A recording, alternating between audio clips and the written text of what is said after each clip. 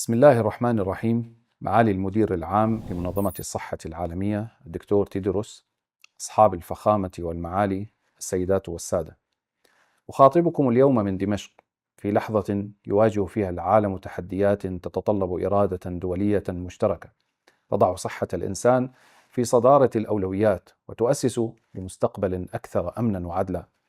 وتأتي مشاركتنا في أعمال الدورة 79 جمعية الصحة العالمية لتؤكد أن سوريا، وهي تمضي بخطى واثقة في مسار التعافي، تؤدي اليوم دورا محوريا وفاعلا في صياغة أمن صحي إقليمي وعالمي مستدام.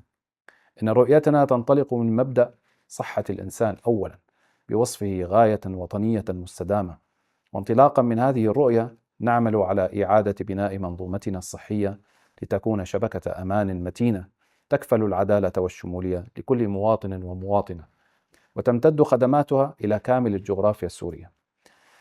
وتضع جمعيتكم الموقرة الارتباط الوثيق بين تغير المناخ والصحة في صدارة أولوياتها، فإن مسيرة الإعمار في سوريا تؤسس لواقع بيئي وصحي مستدام يصون أمن أجيالنا القادمة.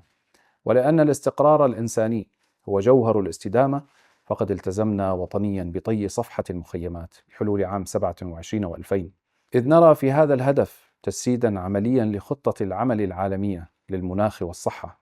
فالطريق الأساس لحماية الإنسان من التداعيات المناخية يكمن في تأمين عودته من البيئات الهشة إلى رحاب الاستقرار والحياة الآمنة والكرامة الإنسانية. السيدات والسادة، إن التحديات الكبرى التي واجهناها والتي نتجاوزها اليوم بثبات منحت بلادنا منعة تجعلها ركيزة أساسية في حماية الأمن الصحي العالمي. ونحن نمضي في مشروعنا الوطني مستندين إلى إرادة شعبنا وطاقاته وإلى كفاءات السوريين حول العالم الذين يمثلون رصيدا وطنيا وشريكا أصيلا في بناء وطنهم في تكامل مع الشراكات الدولية والتعاون العالمي المثمر. ومن هذا المنطلق تحضر سوريا اليوم لترسخ شراكات بناءة تقوم على تبادل الخبرات والموارد لخدمة صحة الإنسان، ونمد أيدينا لنضع تجربتنا قيمة مضافة في هذا الجهد الإنساني المشترك.